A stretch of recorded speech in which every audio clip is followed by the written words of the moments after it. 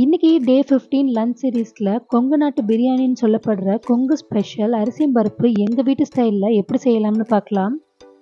இது செய்யறது ரொம்பவே ஈஸி, அதே சமயம் ரொம்பவும் டேஸ்டா இருக்கும். கண்டிப்பா உங்களுக்கு பிடிக்கும். ஃபர்ஸ்ட் குக்கர்ல நான் நெய் ஆட் பண்ணிக்கிறேன். நெய் சூடானோடனே 2 பட்டை, 2 கிராம்பு, 2 ஏலக்காய் போட்டு அதை நல்லா ரோஸ்ட் பண்ணிக்கிறேன். இப்போ அதில் கட் பண்ணி வச்சிருக்க பெரிய வெங்காயம் 2 ஆட் பண்ணி நல்லா வதக்கிக்கிறேன்.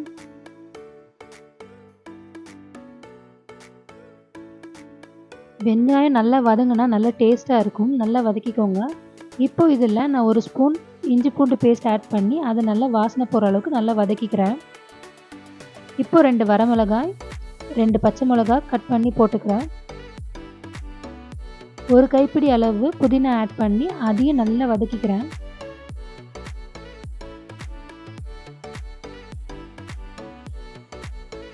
எல்லாம் நல்லா வதங்கினதுக்கப்புறம் நான் பெரிய சைஸ் தக்காளி 2 பொடியாக கட் பண்ணி இது கூட ஆட் பண்ணிக்கிறேன். இதையும் நல்லா வதக்கிக்கோங்க.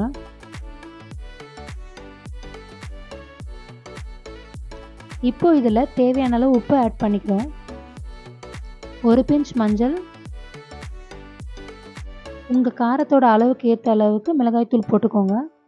ஆல்ரெடி நம்ம பச்சை மிளகா வரமிளகா போட்டிருக்கோம். உங்களுக்கு தேவையான அளவு நல்லா போட்டு எல்லாத்தையும் கலந்து விட்டு வதக்கிக்கோங்க. இப்போ இதில் நான் அளந்து வச்ச தண்ணியை ஊற்றிக்கிறேன்.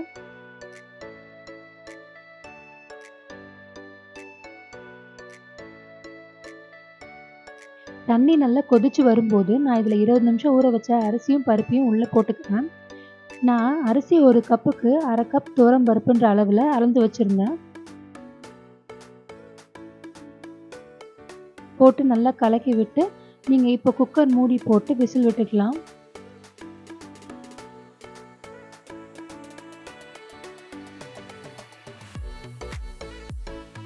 அவ்வளோதான், சூப்பராக மணக்க கொங்கு ஸ்பெஷல் அரிசியும் பருப்பு ரெடி ஆகிடுச்சு. இது பயங்கர டேஸ்ட்டாக இருக்கும். இதுக்கு சைட் டிஷ்ஷாக நான் சுட்ட கத்திரிக்காய் வச்சு ஒரு பஜ்ஜி செஞ்சுருக்கேன். இது அட்டகாசமாக இருக்கும். இதோட ரெசிபி வேணும்னா கமெண்ட்டில் சொல்லுங்கள். வீடியோ பிடிச்சிருந்தா லைக் அண்ட் ஷேர் பண்ணுங்கள். நம்ம சேனலை சப்ஸ்கிரைப் பண்ணிக்கோங்க.